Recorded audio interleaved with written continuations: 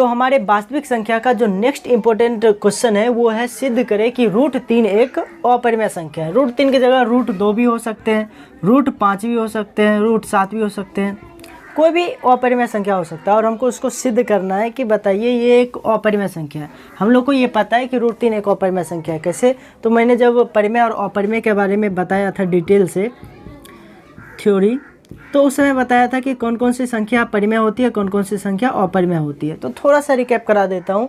ऐसी संख्याएं जिन्हें हम p/q के रूप में व्यक्त कर सकते हैं या निरूपित कर सकते हैं। जिसको p/q के रूप में लिखा जा सकता है उसे परिमेय, और जिसे नहीं लिखा जा सकता उसे अपरिमेय कहते हैं। तो इसी आधार पे हमें ये सिद्ध करना है कि बताइए √3 एक अपरिमेय संख्या है। हमको पता है ये अपरिमेय है, लेकिन कैसे सबूत के साथ सिद्ध करके दिखाना है, प्रूफ करना है कैसे ये एक अपरिमेय संख्या होगा। तो इसका सॉल्यूशन लिखते हैं। तो जब भी ऐसा क्वेश्चन मिले, ठीक है, तो इसको परिमेय संख्या में सिद्ध करने के लिए विरोधाभास विधि का उपयोग किया जाता है, जिसमें हम ठीक उसका उल्टा मान लेते हैं जो होता है, जिसे सिद्ध करें कि √3 एक अपरिमेय संख्या। हमको पता है √3 क्या है, एक अपरिमेय संख्या, लेकिन अभी क्या करेंगे, यहाँ पे मान लेंगे एक पल के लिए कि ये एक परिमेय संख्या है। ठीक है, कुछ भी हो सकता है, √2 भी हो सकता है, उसके जगह भी यही करते। तो यहाँ पे क्या करेंगे, मान लेंगे, सपोज कर लेंगे, माना कि √3 एक परिमेय संख्या है। ठीक है, माना कि √3 एक परिमेय संख्या है। हमें पता है कि ये अपरिमेय है, लेकिन फिर भी जानबूझ करके मान रहे हैं कि ये एक परिमेय संख्या है। ठीक है, हमें पता है ये अपरिमेय है, लेकिन फिर भी मान रहे हैं कि ये परिमेय संख्या है। बाद में हम अपने इस कथन को गलत साबित करके ये सिद्ध कर देंगे कि √3 एक अपरिमेय संख्या है। इसलिए अभी जानबूझ करके गलत माना है अभी, कि माना कि √3 एक परिमेय संख्या है। कोई भी संख्या रहे तो ऐसे ही मानना है।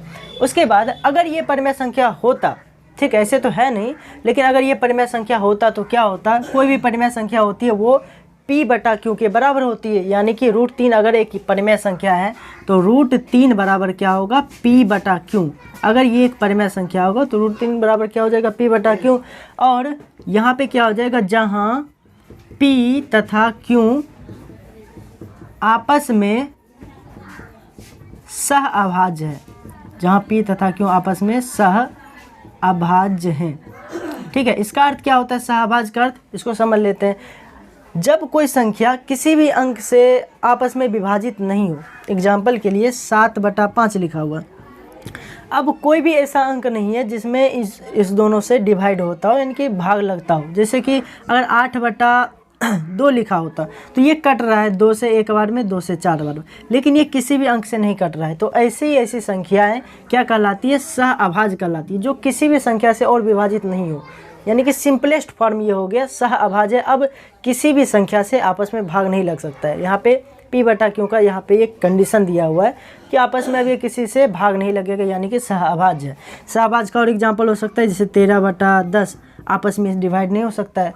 दशमलव में आ सकता है, वो अलग बात है, लेकिन पूरा पूर्णांक में अब आपस में ये विभाज्य नहीं हो सकता, इसलिए इसको सहअभाज्य बोला जाता है। ठीक है, क्या ये सहअभाज्य होंगे, नहीं होंगे, क्योंकि ये 2 से लगते हैं, 2 से 7 बार में, 2 से 6 बार में और 2 से 7 बार में। ठीक है, नीचे 7 आएगा। और क्या ये सहअभाज्य होंगे, ये भी सहअभाज्य नहीं होंगे। क्यों, क्योंकि 3 से लगता है 5 बार में और ये 3 से 7 बार में। मतलब कि ऐसी संख्या जो किसी भी संख्या से और ज़्यादा सिंपलेस्ट फॉर्म में डिवाइड होकर के नहीं आ सके, ठीक है, उसे सहअभाज्य बोलते हैं। तो मान लिया कि p और q में किसी अन्य संख्या से भाग नहीं लगता है, यहाँ पे p और q सहअभाज्य है। ठीक है, इसके बाद क्या करना है, इसको स्टेप बाय स्टेप बनाया जाता है। इसको आपको रिमेंबर करना होगा, कुछ कुछ ऐसी चीज़ें होती है जिसको आपको मेमोराइज करना होता है। तो यहाँ पे आपको याद करना होगा क्या कि इस स्टेप के बाद आपको इस दोनों, ठीक है, दोनों तरफ क्या करना है, वर्ग कर देना है। यहाँ पे क्या लिखना होगा आपको, दोनों तरफ वर्ग करने पर। ठीक है, दोनों तरफ वर्ग करने पर, ये स्टेप ही, ये आपको मेमोराइज करना होगा। ठीक है, दोनों तरफ वर्ग करने पर क्यों कर रहे हैं आपको पता चलेगा।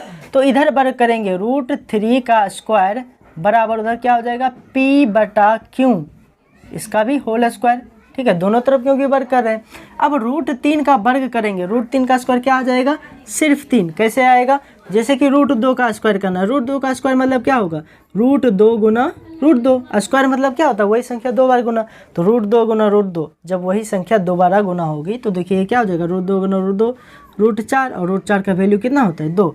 इसका मतलब क्या हुआ, किसी भी संख्या का स्क्वायर, किसी भी रूट वाली संख्या का जब स्क्वायर करते हैं तो रूट उससे हट जाता है, यानी कि √3 का स्क्वायर करेंगे तो क्या आएगा, सिर्फ 3 आएगा, बराबर उधर क्या हो जाएगा, p का स्क्वायर p स्क्वायर बटा q का स्क्वायर क्या हो जाएगा, q स्क्वायर। यहाँ तक स्टेप समझ में आ गया? जिसको अभी समझ नहीं आ रहा है वो बैक करके देख सकते हैं यहाँ इस स्टेप के पहले, ठीक है। तब अब आगे स्टेप करते हैं। उसके बाद क्या करना है, यहाँ पे q स्क्वायर किस चीज़ में, इधर भाग में, कोई भी संख्या बराबर के उस साइड अगर भाग में होती है तो बराबर के दूसरे तरफ जाने पे गुना में हो जाती है। क्यों स्क्वायर इधर क्या है, भाग में, अगर इस साइड आएगी, ठीक है, इधर आएगी तो क्या हो जाएगी, गुना में हो जाएगी। तो इधर कर लेते हैं, क्यों स्क्वायर अगर बराबर के इस तरफ आती है तो 3 के साथ गुना हो जाएगी, तो क्या हो जाएगा 3 क्यों स्क्वायर, ये भाग में था, इधर आया गुना में हुआ, उधर क्या बच जाएगा p स्क्वायर, ठीक है।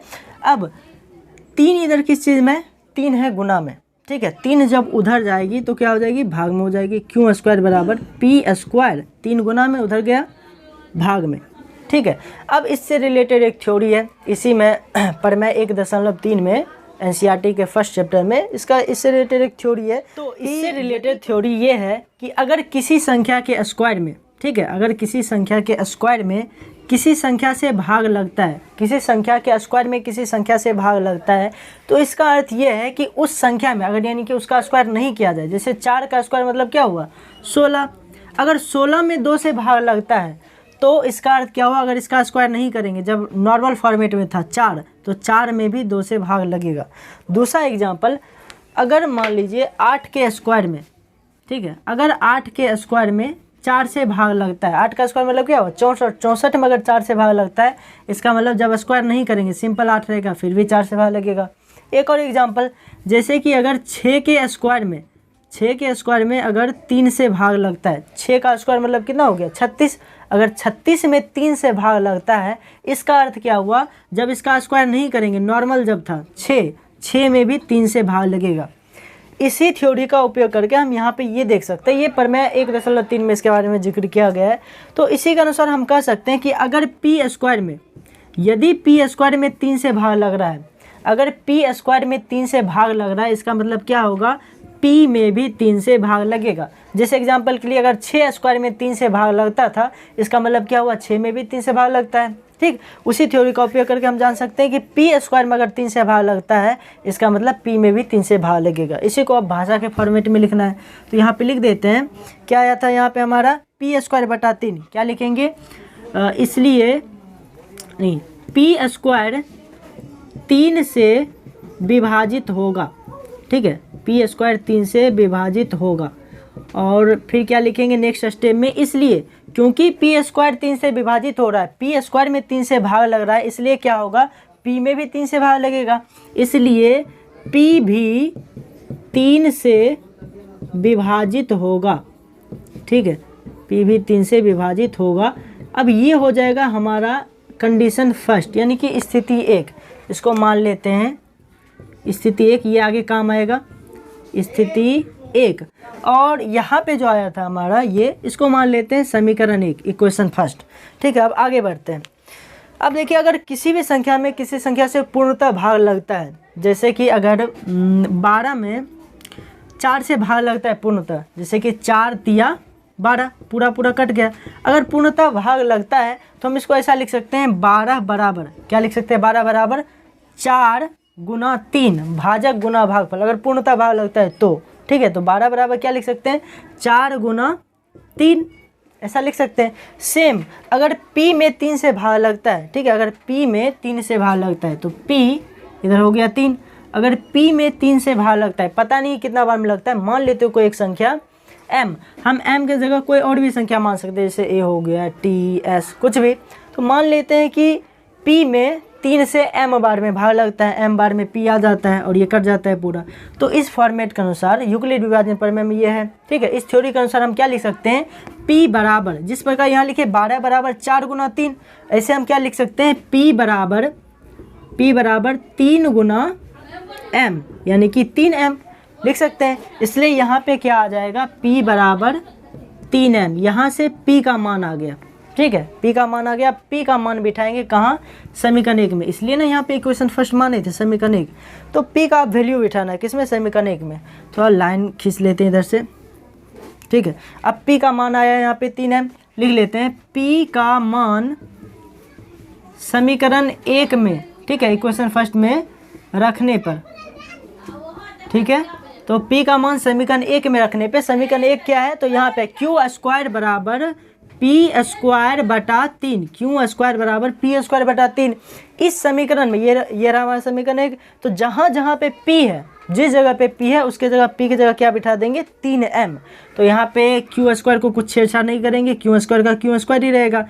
p स्क्वायर है, p की जगह क्या वैल्यू है यहाँ पे, p बराबर 3m, तो p स्क्वायर की जगह क्या बिठा देंगे, 3m। तो p का स्क्वायर है तो लिख देंगे 3m का स्क्वायर बटा नीचे में क्या है 3। अब आगे बढ़ते हैं, क्यू स्क्वायर बराबर 3m का स्क्वायर, 3 का स्क्वायर 3 दिया क्या हो जाएगा 9, m का स्क्वायर m स्क्वायर ही रहेगा, नीचे में क्या है 3, ये से डिवाइड होता है, 3 से कितना बार में लग रहा है, 3 से 3 बार में, 3 से 3 बार में कट गया, ठीक है। अच्छा ये 3 इधर किस चीज़ में है, तो 3 इधर गुना में है ना, 3 और m स्क्वायर साथ में गुना, 9 था कट के 3 आया, तो 3 और m स्क्वायर गुना में है, तो इस साइड आएगा तो क्या हो जाएगा, भाग में, यानी कि क्यू स्क्वायर, ठीक है, 3 गुना में इधर आएगा, भाग में 3 हो जाएगा, बराबर उधर क्या बचेगा m स्क्वायर। सेम कंडीशन आ गया ऐसा, p स्क्वायर बटा 3 था, ठीक है, ऐसा ही क्यू स्क्वायर बटा 3 आया। लिखेंगे यहाँ पे क्यू स्क्वायर बटा 3, यानी कि क्यू स्क्वायर 3 से विभाजित होगा, क्यू स्क्वायर 3 से विभाजित होगा। अब जो हमने पहले भी थ्योरी पढ़ा था, अब इससे कुछ देर पहले, उसी थ्योरी के अनुसार क्या लिखेंगे, इसलिए क्योंकि क्यू स्क्वायर 3 से विभाजित हो रहा है, क्योंकि क्यू स्क्वायर में 3 से भाग लग रहा है, इसलिए क्या होगा, क्यू में भी 3 से भाग लगेगा। क्यू स्क्वायर 3 से विभाजित होता है, इसलिए क्यू भी 3 से विभाजित होगा, ठीक है, क्यू भी 3 से विभाजित होगा। इसको मान लेंगे कंडीशन सेकेंड, स्थिति 2, स्थिति 2, बस यहाँ तक लिखना है। स्थिति 1 और स्थिति 2 से अब हमारा जो भी हम प्रूफ कर रहे थे शुरू से वो प्रूफ हो जाएगा। हमें क्या प्रूफ करना था कि √3 एक अपरिमेय संख्या है। अब स्थिति 1 और स्थिति 2 से कैसे प्रूफ होगा, इसको देख लेते हैं। हमने शुरू में क्या माना था कि √3 बराबर p/q, और जहाँ p तथा q आपस में सह अभाज्य, सह अभाज्य मतलब कि आपस में किसी संख्या से भी दोनों में भाग नहीं लगता है। जिस प्रकार से 7/5 हो गया, ठीक है, 7/5 में और किसी संख्या से भाग नहीं लगता है, जैसे 13/15 ले लेते हैं, ठीक है, 13/15 में भी और किसी संख्या से भाग नहीं लग रहा है। तो हमने क्या माना था कि p और q ऐसी संख्याएं हैं जो आपस में सहअभाज्य है, यानी कि किसी अन्य संख्या से भाग नहीं लगता है। लेकिन स्थिति 1 और स्थिति 2 को देखें तो क्या कर रहा है, स्थिति 1 कह रहा है कि p में 3 से भाग लगता है, और स्थिति 2 क्या कह रहा है कि q में भी 3 से भाग लगता है। स्थिति 1 और स्थिति 2 को देखें तो क्या कर रहा है, स्थिति 1 में कह रहा है कि p 3 से विभाजित होता है, स्थिति 2 कह रहा है कि q भी 3 से विभाजित होता है। अर्थात क्या हुआ, जो हमने शुरू में माना था p और q सहअभाज्य है, वो यहाँ पे स्थिति 1 और स्थिति 2 के आने के बाद क्या आ रहा है कि जो हमने माना था पहले वो गलत साबित हो रहा है, ठीक है। तो लास्ट में हम लोग क्या लिखेंगे, अतः स्थिति 1 और स्थिति 2 से यह स्पष्ट होता है कि हमारी कल्पना जो थी वो पूर्णतः गलत थी, ठीक है, हमारी कल्पना गलत थी। क्यों गलत थी, क्योंकि p और q को हमने माना था सहअभाज्य, लेकिन यहाँ क्या पता चला कि आपस में विभाजित होता है, p में भी 3 से भाग लगता है, q में भी। तो लिख देंगे कि स्थिति 1 और स्थिति 2 से यह स्पष्ट होता है कि हमारी कल्पना गलत थी, अतः √3 एक अपरिमेय संख्या है, ठीक है, सिद्ध हो जाएगा ये। तो इस प्रकार से ये क्वेश्चन को सॉल्व करना है। तो √3 के जगह जो है नहीं कि हर क्वेश्चन का अलग अलग तरीके से बनेगा, सब में यही वैल्यू रहेगा, मतलब यही तरीका अपनाया जाएगा। √3 की जगह √5 रहे या √2 रहे या √7 रहे और अन्य भी कोई अपरिमेय संख्या रहे, ठीक है। उसको अगर प्रूफ करना है तो इसी मेथड के थ्रू प्रूफ करेंगे। कुछ ऐसी भी संख्या आएगी जैसे कि 2 + √5, 5 - √3, इसको भी अगले वीडियो में इसको कवर करते हैं, ठीक है। तो इसको तब तक आप लोग खुद से घर में इसका प्रैक्टिस कर सकते हैं। जिस प्रकार से मैंने √3 का बताया सेम मेथड से इसका भी बनेगा। बाकी इसका मेथड आपको अगले वीडियो में मिल जाएगा। तो तब तक के लिए बस इतना ही इस वीडियो में।